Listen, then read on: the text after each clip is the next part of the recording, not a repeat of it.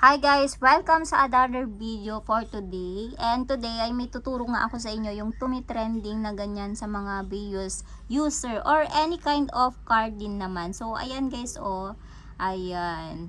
So mga trend ngayon, may mga pa-trend sila ngayon na yan, katulad ng mga yan. Shout out sa mga nandito guys. Ayan di ba? May mga pa-trend yung mga bios nation natin.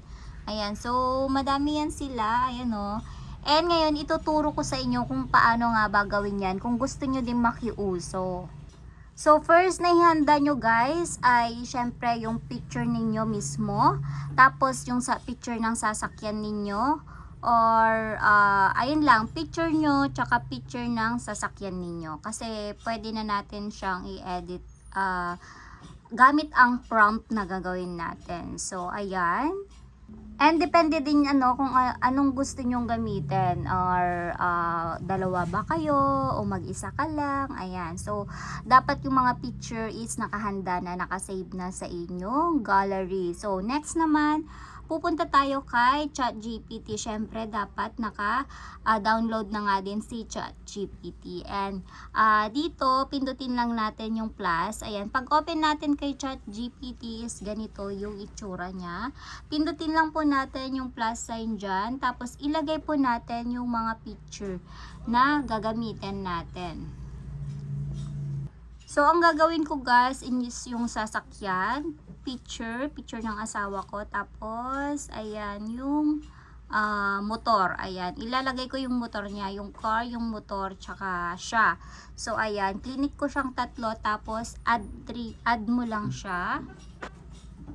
And then dito naman sa prompt, ilalagay ko sa description or sa comment section guys ha. Ayan.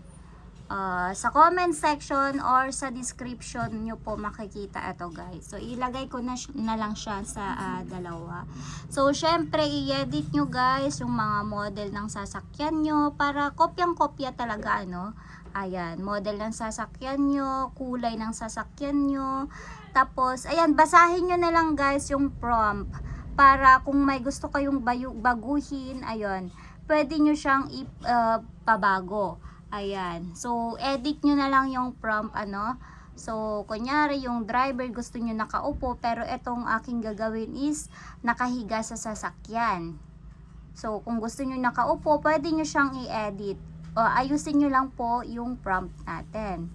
Ayan, kung meron pa kayong i-edit dyan, gusto nyo palitan, ayaw nyo ng dark or cinematic, gusto nyo colorful, pwede din ilagay nyo dyan.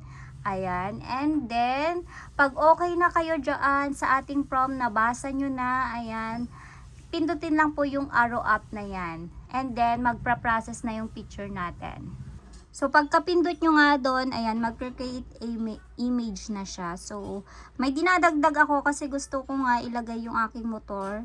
Ayan, yung motor pala ng asawa ko. So, ayan, hindi ko na naianon. So, tignan natin kung makokopya niya. Ayan, naputol. So, napindot ko kasi yung arrow up. So, tignan natin yung result.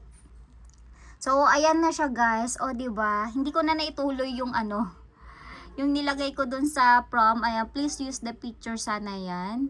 And don't, hindi babaguhin sana yung itsura. Pero, kopyang-kopya niya naman yung motor. Ayan So, tatlo yung sinend ko. Inuulit ko, ang sinend ko dito is yung car, si Mr. tapos yung motor. Ayan, 'di ba? So, ika-copy nyo na lang siya, pindutin nyo lang siyang ganyan, tapos save nyo lang siyang ganyan. So, ayun. So, kopyang-kopya yung sasakyan. So, please din po, ayan, yung sasakyan, syempre, ilagay nyo yung kulay, yung model. Ayan, i-kuha nyo guys. Tawag dito,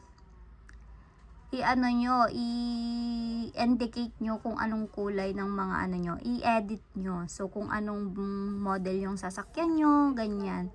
So, ayan guys, ganun lang kasimple. So, ayan, pwede na din kayong makiuso sa ating trend ngayon for the go. Ayan, inedit na nga din niya, naka-indicate din po sa ating prompt, yung leather jacket, leather shoes. Ayan. So, ayan. Ang galing, 'di ba? So, ayan. Nasa description yung prompt or sa comment section. Kung hindi nyo mahanap sa comment section, nasa description natin. Ayan, for the go nyo na yan, guys. Gumawa na tayo para hindi tayo mahuli si trend. Ayan, nag-close na. Bye! Thank you for watching!